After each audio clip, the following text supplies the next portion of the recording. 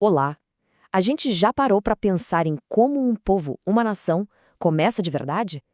Hoje a gente vai mergulhar numa história impressionante sobre isso. Geralmente, quando a gente pensa nisso, a imagem que vem na cabeça é de exércitos marchando, impérios gigantescos se erguendo, fronteiras desenhadas na ponta da espada. É aquela história clássica de reis e conquistas que todo mundo está acostumado a ouvir. Mas e se um povo pudesse nascer de algo muito mais sutil? Não de uma conquista, mas de uma promessa. Uma ideia, quase um sussurro no ouvido de uma única pessoa. É essa jornada, essa ideia meio maluca, que a gente vai desvendar agora. Para a gente entender o tamanho da reviravolta que essa jornada representa, a gente precisa voltar bastante no tempo. Vamos lá para a Mesopotâmia, há uns 4.000 anos. E olha, pode tirar da cabeça aquela imagem de um lugar primitivo. Cidades como Ur eram verdadeiras metrópoles da antiguidade. E lá, a sua identidade não era uma escolha. Ela vinha soldada em você.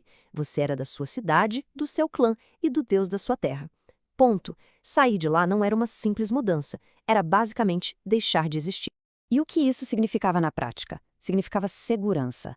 A vida era previsível. As muralhas te protegiam. O templo garantia a colheita. A família era a sua rede de apoio. Toda a lógica do mundo dizia uma coisa só: fique onde está. E aqui vem um detalhe crucial.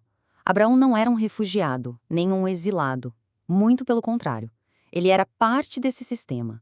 Um cidadão estabelecido, com família, com posses. A história dele não começa numa crise, mas sim no meio do conforto.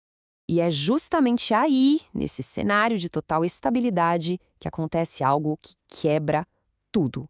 Uma ordem que vai contra todo o bom senso da época. Tenta imaginar o peso dessa ordem. Ela ataca de frente os 3 pilares da identidade de qualquer pessoa naquele tempo. A terra, que era o sustento, a parentela, a família, que era a proteção, e a casa do pai, que era sua história, seu nome. No fundo, o comando era bem direto. Abandone tudo aquilo que faz de você, você. A troca proposta é absurda. Ele deveria largar tudo que era concreto, seguro, palpável, por algo completamente abstrato. Uma promessa. Um caminho que ele nem sabia qual era ainda, nenhuma garantia. É o tipo de proposta que, vamos ser sinceros, racionalmente ninguém aceitaria. E, no entanto, ele vai. E assim começa uma das jornadas mais improváveis da história. Uma viagem que não é só geográfica, mas uma viagem para fora de tudo que era conhecido. A partida não é de uma vez só. A família vai primeiro para Harã, um grande centro comercial. É como se fosse uma zona de transição, sabe? E é lá que o ponto de ruptura final acontece. O pai dele, Terá, morre. Esse evento quebra o último grande elo com o passado, e a jornada para o desconhecido se torna de vez inevitável. Então, esse é o mapa da jornada. Ele sai da estabilidade de Ur, passa por essa encruzilhada que é Harã e segue em direção a Canaã, um destino que para ele era só uma promessa, um nome solto no vento.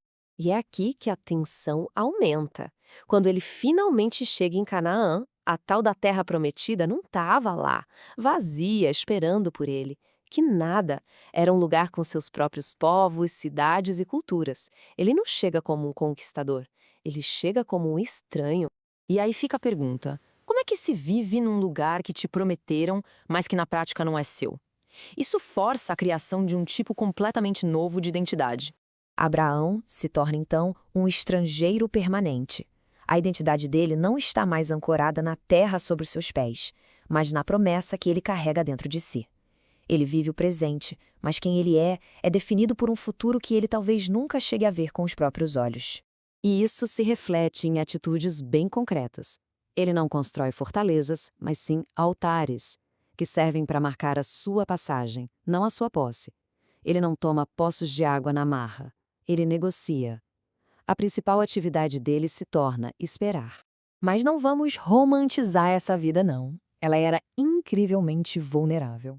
Quando a fome aperta, por exemplo, ele precisa buscar refúgio no Egito, um império colossal onde ele é um completo sem-ninguém.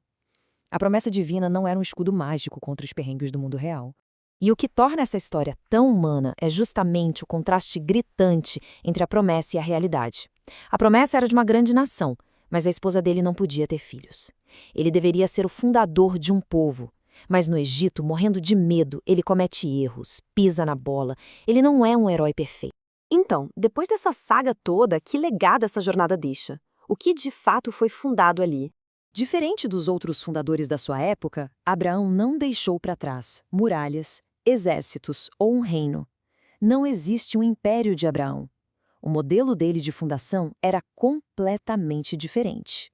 E aqui a gente chega no coração da coisa. O que ele fundou foi algo revolucionário, um povo unido, não por fronteiras físicas, mas por uma narrativa. A promessa, passada de geração em geração, se torna o verdadeiro território. A história se torna a pátria. E isso nos deixa com uma pergunta muito poderosa. Ao longo do tempo, impérios com territórios imensos já ruíram, foram esquecidos, mas uma história, uma promessa, isso parece que pode sobreviver a tudo. Então fica a reflexão: o que é mais forte, afinal? Um território ou uma história?